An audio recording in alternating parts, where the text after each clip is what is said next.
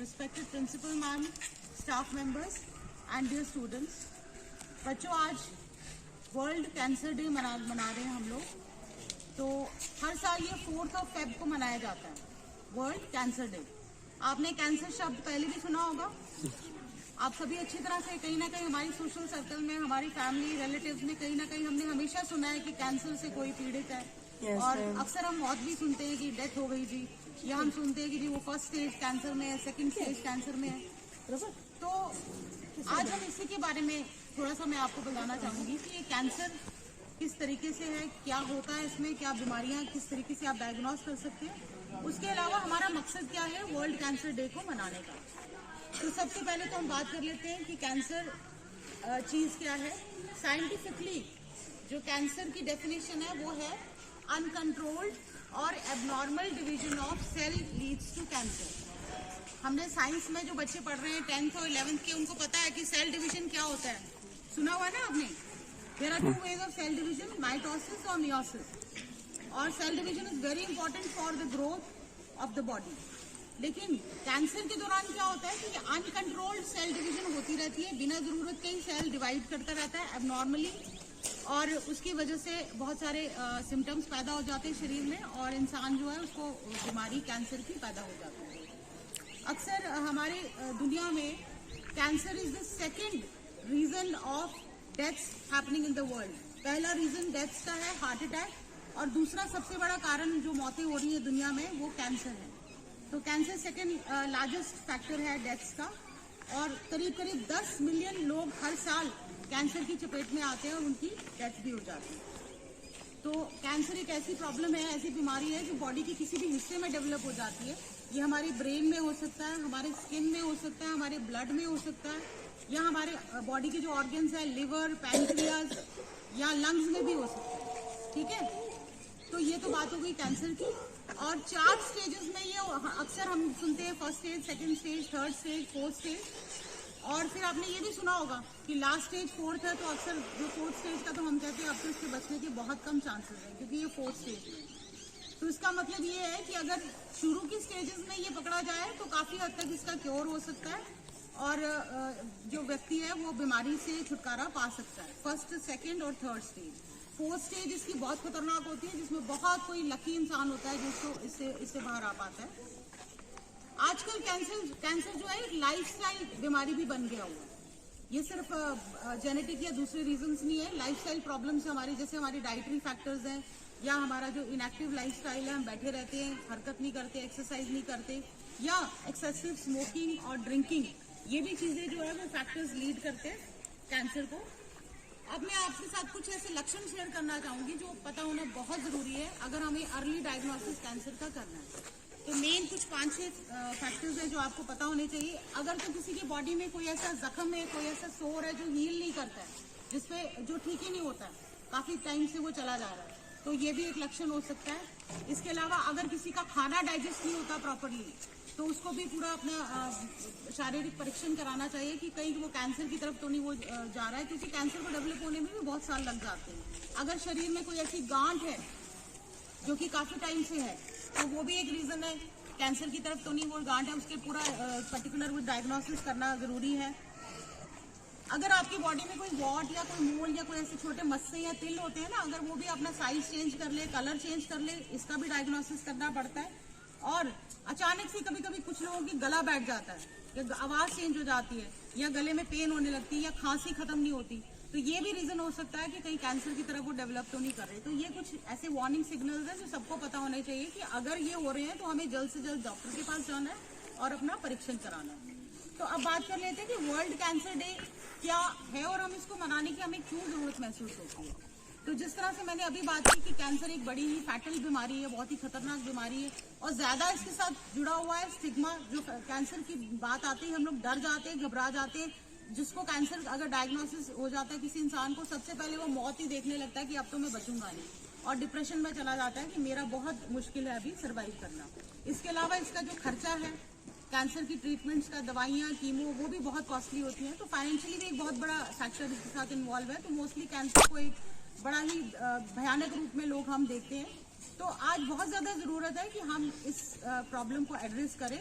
इसीलिए हम world cancer day मना रहे हैं आज, और इसका मेन मकसद है लोगों को, सबसे पहले तो लोगों के दिमाग में जो भ्रांतियां, जो मिस इन्फॉर्मेशन है उसको दूर किया जाए कैंसर से रिलेटेड। दूसरा, अवेयरनेस क्रिएट की जाए।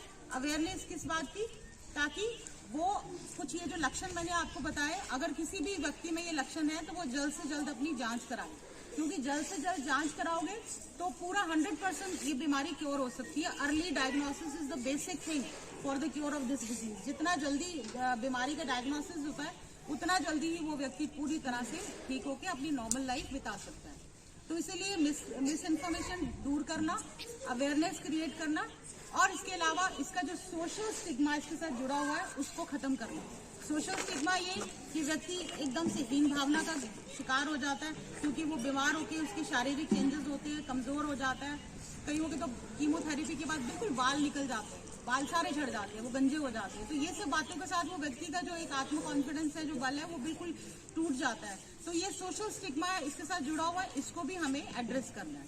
तो इस बार का जो हमारा वर्ल्ड कैंसर डे है उसका जो थीम है close the care gap, which means कि कैंसर की ट्रीटमेंट और कैंसर के पेशेंट्स का केयर करने के दौरान जो भी हमारे को अंडरस्टैंडिंग चाहिए, जो भी हमें ऐसी फैक्टर्स चाहिए जो उसके लिए इम्पोर्टेंट है, उसको हम ध्यान में रखें, उसको एड्रेस करें। ये इस बार का थीम है।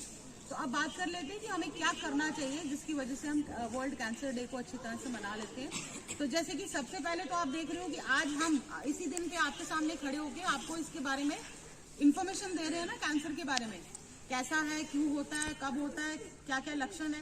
तो सबसे पहला काम तो है अवेयरनेस क्रिएट करना, जो कि थ्रू इस प्लेटफॉर्म से स्कूल्स में, कॉलेजेस में, यूनिवर्सिटीज में आज उनके डिबेट्स, सिंपोजियम, सेमिनार्स कंडक्ट होंगे, ताकि कैंसर को लेकर जितना भी टॉपिक, जितनी भी इंफॉर्मेशन है वो बच्चों तक या बड़ों तक पहुंचाई जा सके। तो पहला तो काम हो गया अवेयरनेस क्रिएट करना through this platform and by the medium of seminars, symposiums और अदर डिस्कशंस।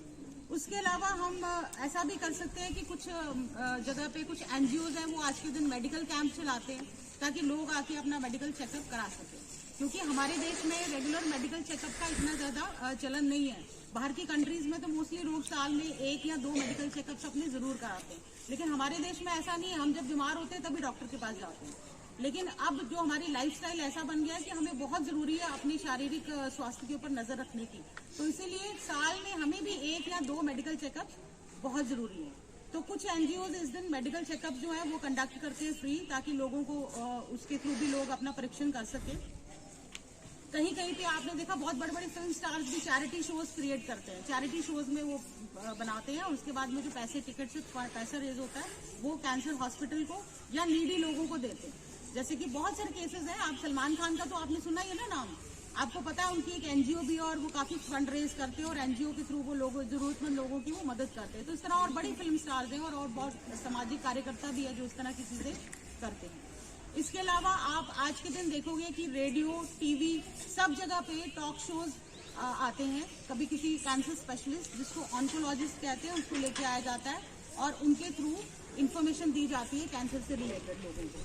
कैंसर स्पेशलिस्ट आके बताते हैं कि कैसे आपने डायग्नोस करना है, क्या आपने खाना है, डाइट कैसे ध्यान रखना है, ये सब चीज़ें। और यूट्यूब भरा पड़ा है ऐसे लोगों से जहाँ पर जो कैंसर वॉरियर्स हैं, जिन्होंने कैंसर से लड़के जीत हासिल की और उसके बाद वो वीडियोस बनाते हैं और लोगों को वो ना केवल इन्फॉर्मेशन देते हैं कि हमें कैंसर के दौरान क्या खाना पीना है, कैसी लाइफ जीनी है, बल्कि उनको हौसला देने के लिए भी वो वीडियोस बनाते हैं।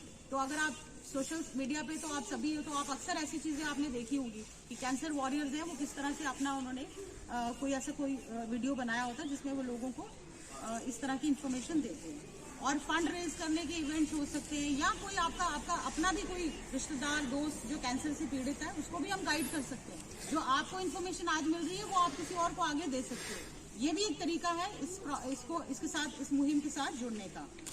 और एक बहुत अच्छी मूवमेंट है जो कभी कभी लोग इसमें भी पार्टिसिपेशन करते हैं, इसको कहते हैं नो हेयर सेल्फी, यानी कि बिल्कुल बालों के बगैर, बाल शेव करके अपने सिर को और एक सेल्फी खींच के लोग सोशल मीडिया पे पोस्ट करते हैं।